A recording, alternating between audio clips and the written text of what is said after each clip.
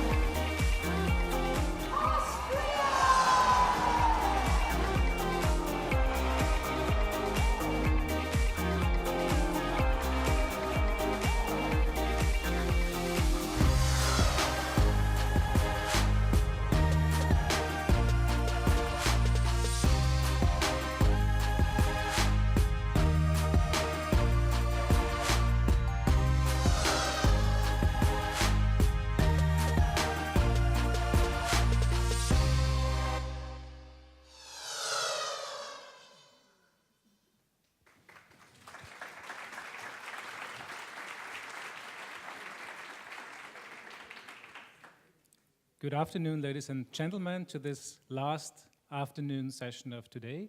What you've just seen is some pictures from the last EuroSkills and WorldSkills championships that took place over the last couple of years. What we have here is actually the main actors of one of the last WorldSkills and EuroSkills champions. And let me briefly introduce our panelists from this afternoon. To my left-hand side, from your right, we have Matthias Lemp. He's a plumber and he's an entrepreneur in Lower Austria and took place in WorldSkills 1990. I'm sorry? 2003. Sorry for that. And he won the gold medal in the skill of plumbing. Second one to my left hand is Sebastian Buschek. He won the silver medal in industrial wiring at WorldSkills 1999 in Montreal.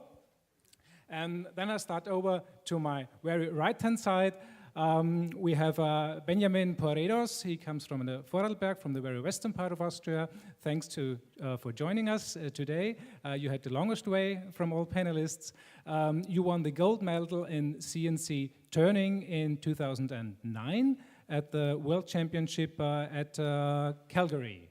And next one is Jacqueline Tanzer. She even took part in both championships, WorldSkills 2014 and EuroSkills 2014 in Lille and WorldSkills 2015 in Sao Paulo in Brazil. She was a competitor in graphic design, and both times she came home with a Medallion of Excellence, which made her one of the 5 to 7 best graphic designers of the world. Next one is Michaela Muster.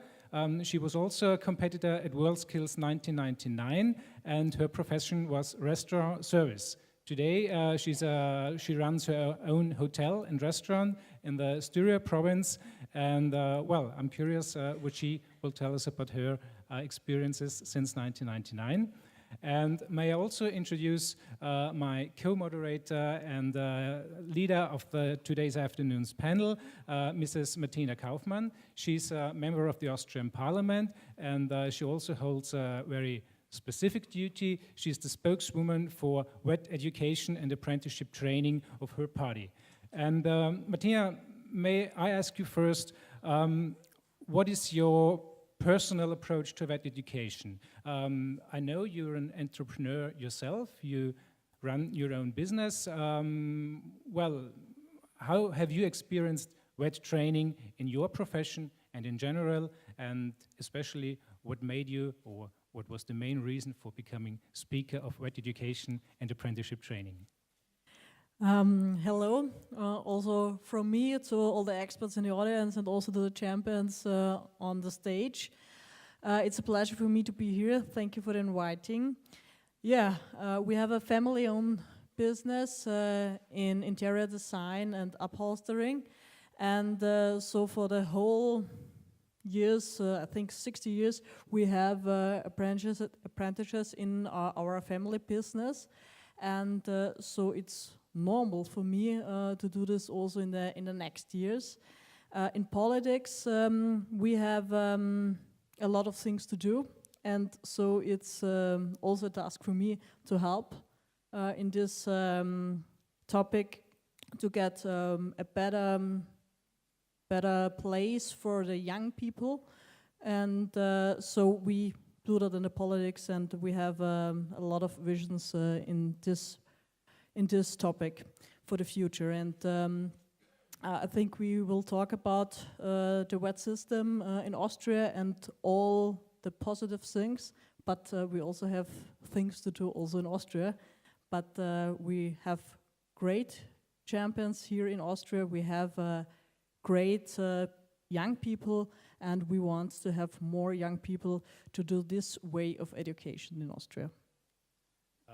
Well, I think one of the greatest thing is to have a, well, let me say, very young speaker for wet education coming from a political party. What kind of advice would you give young people entering vocational education and training, or even, you know, before the choice of profession? You know, let's say you meet a 14, 15-year-old seeking for career guidance. What would be your main advice? I tell all the young people, do a wet education in Austria, because if you exam it, you have a great way in the future for you, because normally if you do the exam in a wet education, you have a job, you earn more money than young people come from the university, and normally if you are 30, you have your own house and your own garden, and so it's I think a good way to take the future for young people. I tell them. And many of them will follow. One of you who made the way with apprenticeship training was Michaela. Michaela Muster, as I just told you, was participant in 1999, so it's some 20 years ago. I think a lot has happened since then. Michaela, may I ask you, what was your experience of WorldSkills, and especially what happened afterwards? What were your steps after coming back with the silver medal from WorldSkills? Oh, wow. That was a big experience. It's already a long time ago, but I still remember like it was yesterday. And for me, it was, yeah, when you come back with a silver medal, the first time you cannot believe, and you come home to your family, and life changed. Not that I got a lot of job offers or that stuff. Life changed for me, that you get a different opinion about the world and your job, and you. For me, it was like, wow, the world can be so big, and there are so many possibilities you can do. And actually, after the competition, I was 19 at the time. I was staying at home, but few years later, I was working abroad on cruise ships and different hotels, and I was when you face a competition like WorldSkills, you coming back with more strength and more power, and you feel more able to face new challenges, and that was so it was important for me to be at WorldSkills to do my other way. And after my time abroad, I came back to Austria, and now since 9 years I'm running my own business with my husband, and yeah, the strength and the power I took from WorldSkills, and if you are successfully there, that gives you a lot for your personality, not only for the job. And yeah. Coming back to your own business, as an entrepreneur, as the owner of a restaurant and a hotel, what would you say are the challenges in that education? I know you train apprentices yourself. Yes. From a hotelier's perspective, what are the biggest challenges in that education at the moment in Austria? At the moment, the big challenge in my business is to get new apprentices, actually. We have a little image problem in the hospitality business and the hotel business, so young people afraid to work actually in my business, but it's a really great job. You learn so much for your life, and yeah, it's you will never get bored in my business. And yeah, really to get young people who are motivated to do an apprenticeship, that's the biggest problem in my business. Yeah. Thank you very much for the moment. Martina, will you go on with yes, Mr. Poredos? I will do that. Benjamin, we have in Austria in the moment 20,000 open job places, and we just have 10,000 young people who want to do the WET system. What is your learning out of the training for the skills? What did it happen with your idea for working after the WET system? Well, I went to school before I started my apprenticeship, and I quit that because of mainly reasons, because I did a lot of sports and I had no spare time for a lot of studying, so I started my apprenticeship back then. And but just to explain, my mother was not really happy with my decision, not going to school and not going to university or whatever. So I think the main decision you do in that age is, I think it's really difficult, because you're 16, 15 years old, you're starting your career somewhere. And I think I made the right decision, because the whole WorldSkills thing, they proved me wrong, right, more or less. Because if you're motivated in a job or in a profession, and you're having fun, we heard that today, you have to have fun doing something. I think you made the right decision then. So. Going to WorldSkills, did you get any support from your company, or what kind of was the support? I know, I mean, Bloom Incorporated, where you come from, is well known for its big apprenticeship program. But how's it being a champion, or even before training for a championship, knowing that, well, at least 10 or 20 other employees of Bloom have done that before? I think in my company it was kind of high pressure. It was 9 years ago, and we had a couple years before we had, I think every year or every second year we had at least 2 medals in our company, because every time like 2 to 4 people go into WorldSkills from our company, because the company is like really into the whole thing, and they say it's a good advertisement actually for young people, for their parents. They say, okay, the company is doing a good job, and the young people want to go there because they want to be somewhere where we were back then. So I think they did a lot of good things for us. We had a lot of support from the company, but I think mainly if you want to go there and if you want to win something, or if you want to prove yourself to the rest of the world, I think it's on your part of the way, because you have to do it, not the company's doing it. But if you don't have support at all, it's even harder then. Thank you. Jacqueline, coming to you. You're actually the youngest one, and the one where the competition isn't that long ago.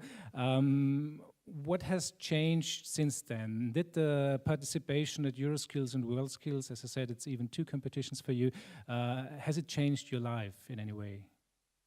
It has definitely changed my life, and I agree a lot with what Michaela said, because it's not so much the surrounding that changes. I mean, a lot of people get job offers after that and everything, but it's more a personal view, and also the way you are and the way you work that changes a lot. So you get more ambitious, you see your job not only as a job, but that it can be a career, and you also, I mean, I set up my own business a few months ago, and I think I wouldn't have had the courage to do that without WorldSkills.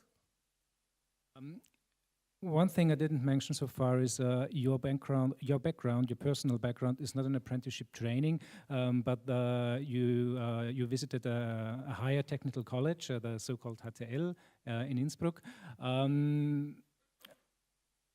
Amongst your team going to Sao Paulo and to Lille, the people coming from technical colleges so far have always been the minority.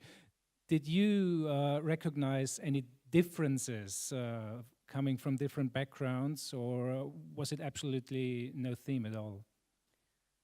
It wasn't really a theme, but I did not have a lot to do with people coming from apprenticeship programs before, because you don't really get in touch that much. I don't have a lot of friends who did apprenticeships. So it completely also changed my view on apprenticeships, because all those people were so passionate about what they're doing. And I think they're a lot more passionate than people in those vocational schools, which I find very interesting. Thanks very much.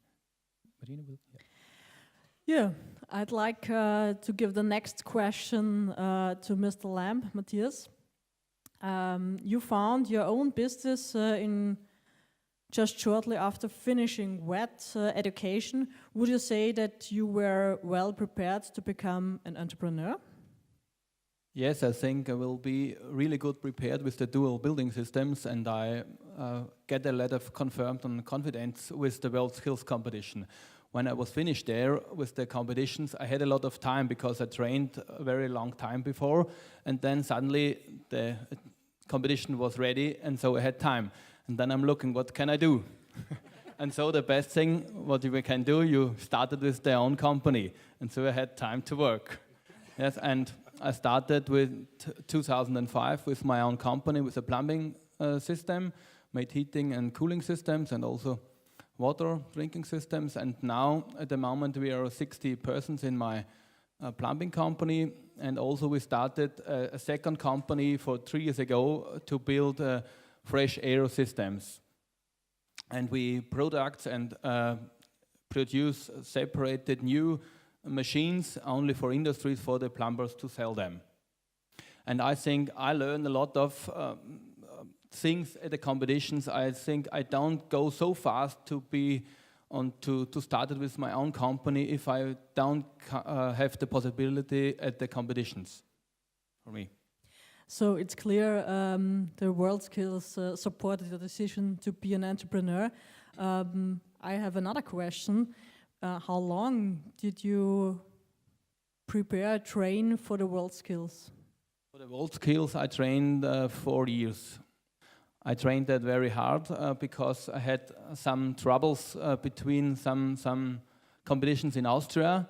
And so for me it was very good, and because I have to be very focused and said, okay, at the moment is this really important, and so I try to get a real focus for the competition and spend the whole time that I have in this time. Yeah, and this was also a reason that I could go or take a next school when I finished that. Yeah, I make a study at the same time when I start my company for environmental and engineer systems.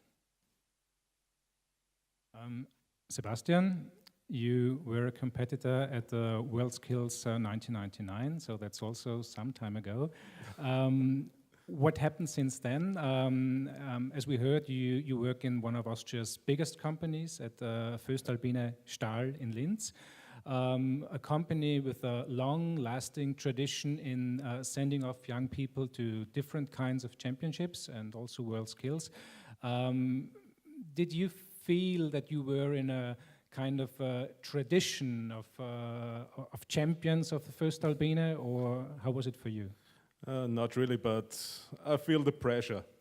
When I'm nominated to the WorldSkills, I feel the pressure. So the competition, the participants before me have reached MEDALLION for excellence 2 times, and my boss came to me and say, "Hey, Sebastian, a medal must be at the next competition," and yeah, I've reached it. So I'm very proud of it. And the time between the competition and now, yeah, a lot.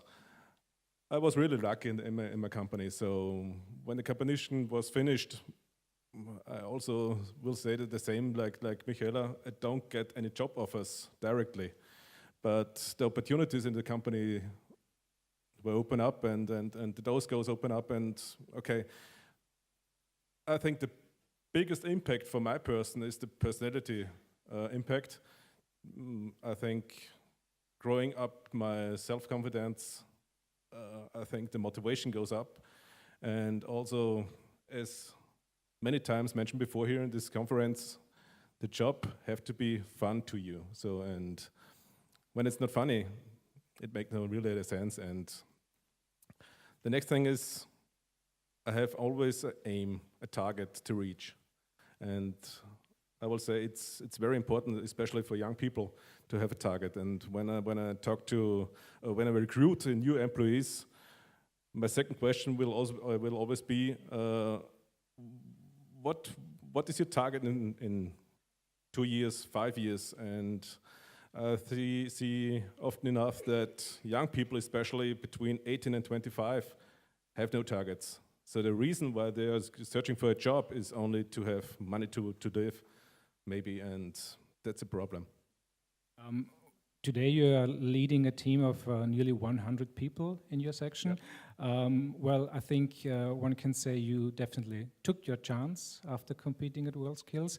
May I ask, how did you engage in lifelong learning? I don't think that WorldSkills was the end of your learning career, so to speak. Definitely not. So lifelong learning, I think it's the basement of our workforce, and then I will repeat my last speech. I think long life learning, it's one of the basements of our working life. After the competition, I've made the secondary technical college in Linz, aside my job, and after that, many other trainings and education for my personality, for leading, rhetorics, and so on. And the next course is also booked now. Just one more question to you. Voestalpine has a a lot of employees all over the world, and I think you might have a good overview how the different VET systems in different countries prepare people to be skilled workers, to be able to engage actually in lifelong learning after finishing their first training. How do you perceive the Austrian VET system in comparison to others? Yeah, the biggest difference I saw it was last year for 3 months in Texas. So we have a company erected in Texas last year who produces HBI, it's hot briquette iron. They are working around about 200 employees there. And when they talk to the employees about the educational systems, okay, they are finish up the college, make a 2 weeks, when you're lucky, he has 2 months course in welding. Then it goes up to the construction site in the erecting phase and say, hey, I'm a day worker or a week worker, and say, I'm a welder. Okay, what's your profession? Welder. But no quality systems, no quality. They're working just 2 weeks in the college. And that's all. When you look in the Austrian or maybe in the Middle European systems, we are really lucky. We can be really proud of our systems. We take for our youth people 4 years to educate a welder, and he is after the apprenticeship a real expert in welding, and that's the biggest differences. There's actually a solid base to build upon. Absolutely. Thank you. Matthias, also being an entrepreneur, we heard from Michaela that in the tourism sector, it's one of the biggest challenges at the moment, actually finding young people who are willing to start a career in tourism. How's it in your field? I mean, you come from a small and medium enterprise, from a technical background, from the north of Lower Austria, as if I'm not mistaken. So it's a kind of a, well, not urbanized region. How's it for you? For me, it's the same problem. Yes, I had also a really big problem to get young people. They want to go to work to make a really good apprentice. We go to schools in our region. We try to get some people to motivate them to learn them. And this year I had a really big problem. I don't get a man from Austria. It's the first time. This one, we take 4 apprenticeship in my company, and we had 1 people from Romania, 2 boys from Afghanistan, and 1 from Austria, but the only one from Austria comes to the office and not to the sites. Yeah? And I think this is a really big problem that we have to work together. When we don't get young people, they are motivated to learn apprentice and to learn any occupation from us. Yeah? We need the persons in future in next 10 years. We had a big problem. Yeah? I don't know at the moment what we can do, that we get more people. That seems to be one of the most crucial questions, actually. Martina, I know it's difficult, but may I give this question to you?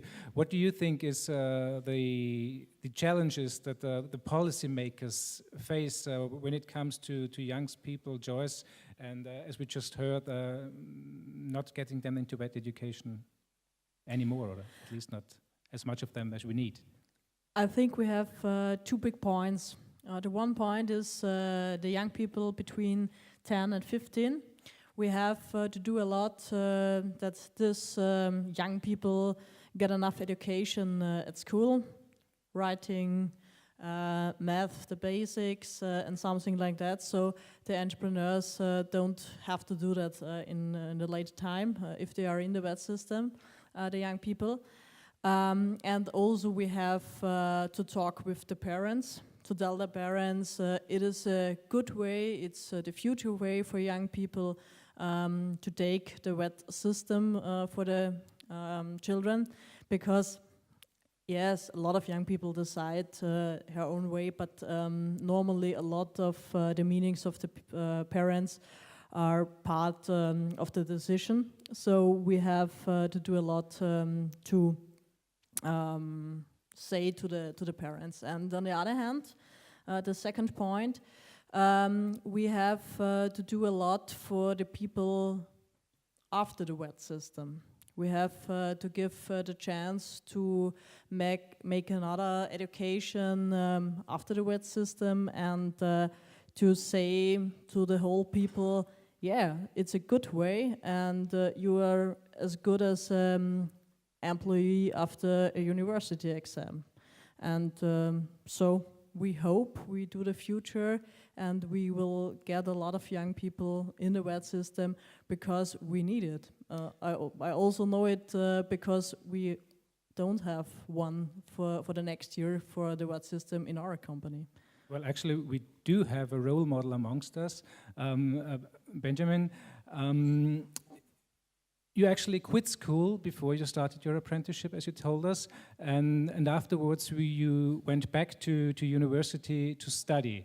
So what actually was your motivation to go back to university after this, let's say, school frustrating experience? Was it the apprenticeship training that brought you back on track, or what was the difference between the school that you ended early and the apprenticeship training and the vocational school and your career at university afterwards? Okay.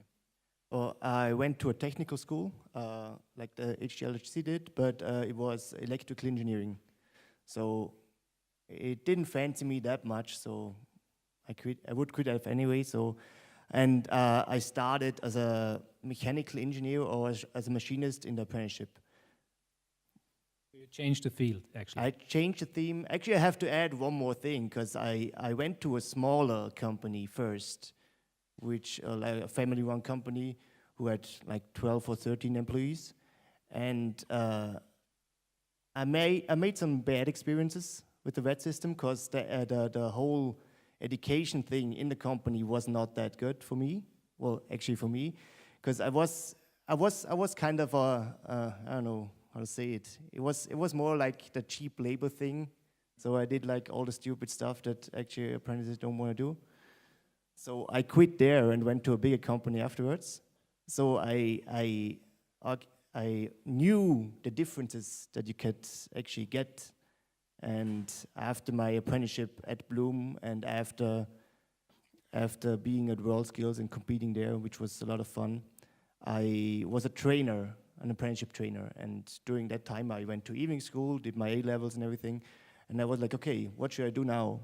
Should I just stay here, or should I get something else to get me open doors for something else? I have no idea. So I just started, because I didn't actually knew what I want to do in 10 or 15 years. But I don't want to get stuck. And I had the opportunity in Austria that the system is that open that you actually can do an apprenticeship, go to evening school, go to university, get your PhD if you want to. And that's a good thing. But I think a lot of young people don't really know that. They don't have the guideline that they can actually reach out to a bachelor's, a master's degree, or whatever.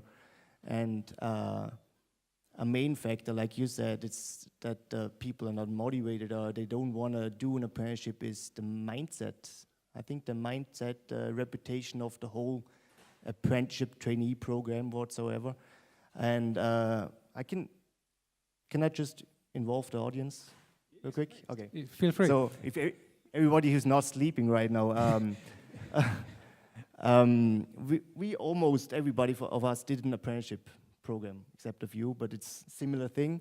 So who else in the audience did an apprenticeship program or a WET similar program during their career? Just raise your hands.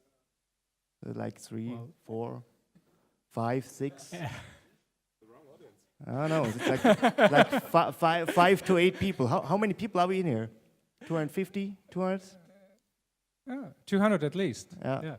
So that's not a lot. And that's the thing. You've chosen a different way of your career. You didn't choose the apprenticeship way. So just think about why you did this, and to see it in a different perspective. And that's actually the experts on apprenticeship training, eh? Huh?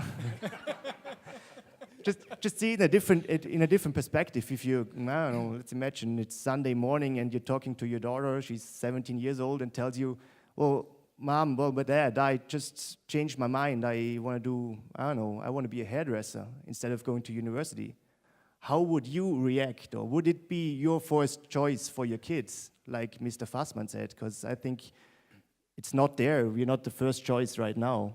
And yeah, we definitely should change the mindset of everybody. I have another question to Michaela. Speaking of further education, as Benny just did, I think one of the points that comes to my mind when speaking of education and tourism sector is that we have or we might have a lack of higher education in tourism. Do you think that it's a problem that we don't have, like, you know, a master's degree in restaurant service? Would we need something like that? Maybe it would be good for the image, but actually we don't need it. Yeah, it's I think a big problem in the apprenticeship training is the image, like I told, and the parents as well. Like you told, we have to put them in their in the whole thing, because the parents are the important thing when the kids decide what they're going to do for the future. And it's a master degree in the tourism. Of course it would be nice, but we have the problem in the tourism. We have the apprenticeship way, and we have the way with the schools. The wet schools, yeah. Yeah, and the people who are coming out from the school, they always want to be a manager, but we don't need only managers. Sorry for that, but we need workers too. So we need in all these areas the right people, and otherwise our system, our whole system will not work. And it's like in other professions the same. We don't need only bosses and high educated people. We need for everybody the right way, and it's and the image is the problem, because if you have a apprenticeship, you're a really good worker. And if somebody is coming to me to be honest, from a hotel school and want a job, and somebody is coming from me with an apprenticeship, I would take the person with the apprenticeship, because this person know how the business is running. This person is working. This person was working 3 years in the business and knows what's going on. And another thing is, I miss really in this generation of young people the, let's say, soft skills. And the digitalization is, of course, we cannot stop them, but it's in one way the problem as well. People are not able to communicate anymore. Especially in my business, it's important to communicate with the people. And sometimes they are only sitting with their iPhone and know to write on WhatsApp and other stuff, but to keep up the right conversation, to be able to speak to people, to be friendly, to smile. It's a big challenge, actually. So the future of your restaurant will not be laptops on the table and no, ordering via email.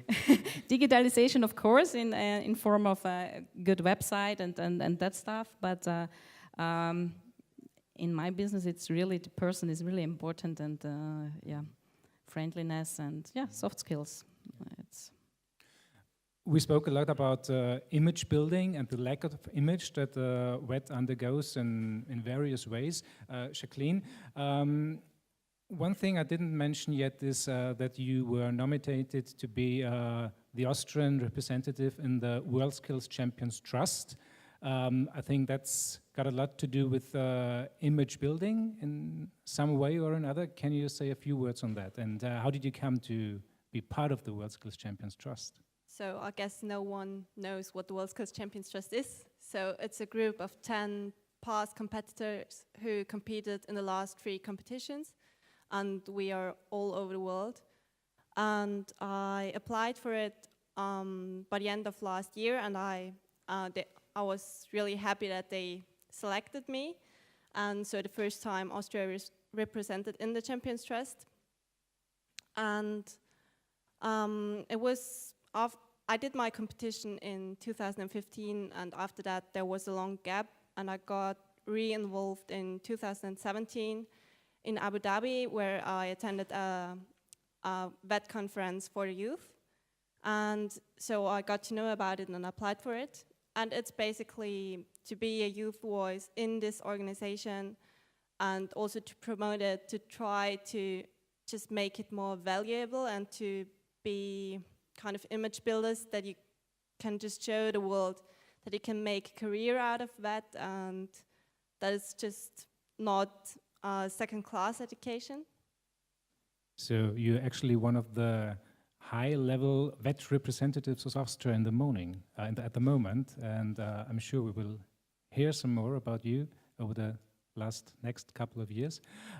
Last round, Sebastian, if you were 15 again and were about to choose which way to go, do you think it would be the same again? No, really, absolutely not. I think it was the hardest way I can do it as a young people. When I'm 15, once again, I will suddenly start with an VAT, and after that with a secondary high school. So when I look back to my history, to my growing up in a company, I attended nearly 20 years in schools and other institutes, and it was really, really much to learn, and it was really hard.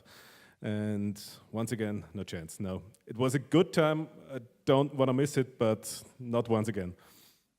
But you won't have made the same way, would you? I like my position, I like my job, and I love my company. And I think I will do the VET once again, yes. Because when I have a recruiter or some young people want to get a job by me, I prefer the people who's making a VET education, or especially an apprenticeship, and after that a secondary technical school, because I know these people have the power to do the job right in the right way, and they can focus on problems and they can reach targets. Just leaving a normal school, it's not the power I'm searching for it. So, but it's not been the easiest way, actually. Eh? For sure, yeah. It was a hard way, but I think it was a good way. Benny, what about you? Coming from a similar background? Yeah, I definitely would do it again. I'm actually a pretty good fan of the whole thing I made, because I know a lot of other people who did the same thing, who did the apprenticeship and went to evening school, went to university. You have the advantage, you already have a job, you have your small little goals every once in a time, and then after graduation you have something in your hand. You have your certification everybody's talking about, and afterwards you still can decide whatever you want to do.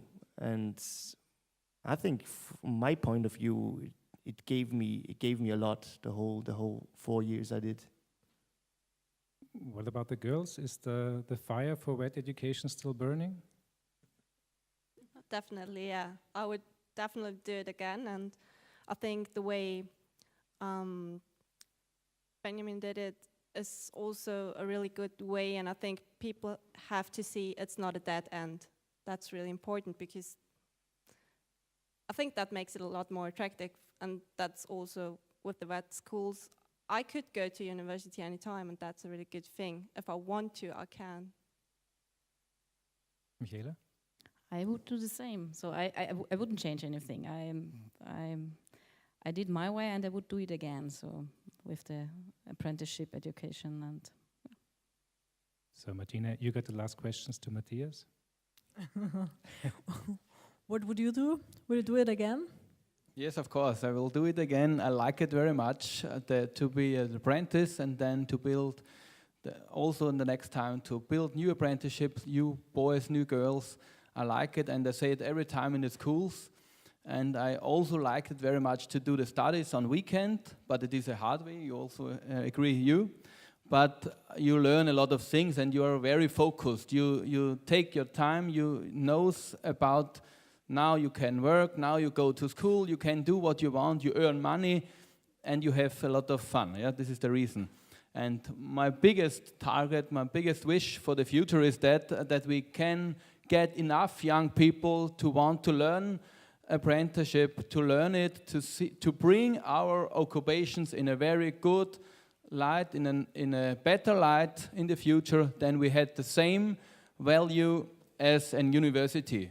And I think on that way we have to go together. And I think every craftsman that has his own company can agree me when we do this way. So we can see the fire is burning. The fire is still burning for the WET system, and to all the experts. I'd like to invite to feel the spirit of the WET systems at Budapest at the EuroSkills this year in September.